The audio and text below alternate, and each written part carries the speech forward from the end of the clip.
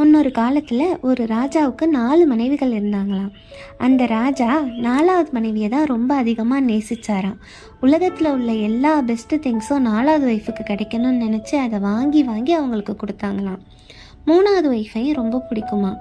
அவங்க ரொம்ப அழகானவங்களாக இருப்பாங்களாம். எல்லார்ட்டையும் அவங்கள தான் காட்டணும் அப்படின்னு நினச்சாங்களாம். வெளியாள்கிட்ட, நெய்பர்ஸ்கிட்ட, அப்புறம் மற்ற கண்ட்ரி அரசர்கள்ட்ட எல்லாட்டையுமே அந்த 3வது ஒய்ஃபை காட்டணும்னு ராஜா நினச்சாங்களாம். ஆனால் அந்த ராஜாவுக்கு 3வது ஒய்ஃப் எப்பயாச்சும் நம்மளை விட்டு போயிடுவாங்களோ அப்படின்னு ஒரு பயமும் கூட இருந்துச்சான். 2வது ஒய்ஃபையும் ரொம்ப பிடிக்குமா.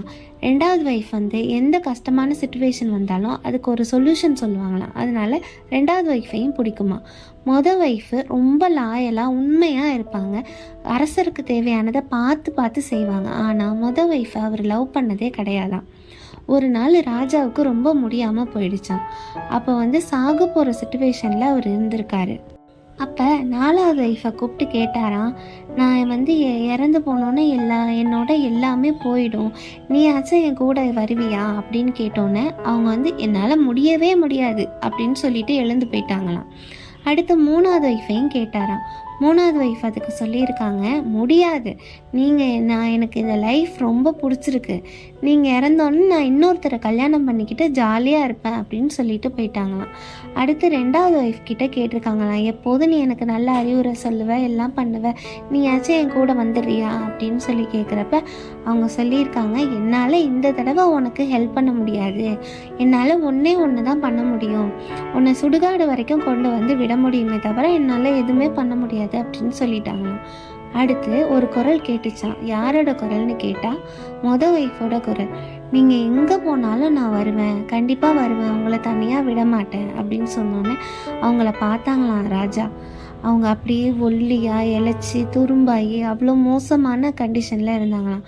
அப்போ ராஜா சொன்னாங்களாம், எல்லாரை விட நான் உன்னை தான் நல்லா பார்த்துருக்கணும், ஆனால் உன்னை நான் பார்க்காம விட்டுட்டேன், எனக்கு டைம் இருந்தால் உன்னை நான் நல்லா பார்த்துக்குவேன் அப்படின்னு சொன்னாங்களாம். இதுலேருந்து என்ன புரியுது? 4வது ஒய்ஃப் வேறு யாருமே கிடையாது, நம்மளோட உடம்பு தான்.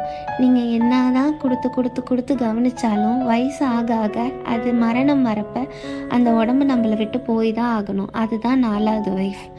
3வது ஒய்ஃப் யாருனாக்கா நம்மளோட செல்வம் எல்லாமே இருந்தாலும் மரணம் வரப்போ அது நம்மளை விட்டு போய் வேறொருத்தட்ட தான் போகும். அதான் 3வது ஒய்ஃப்.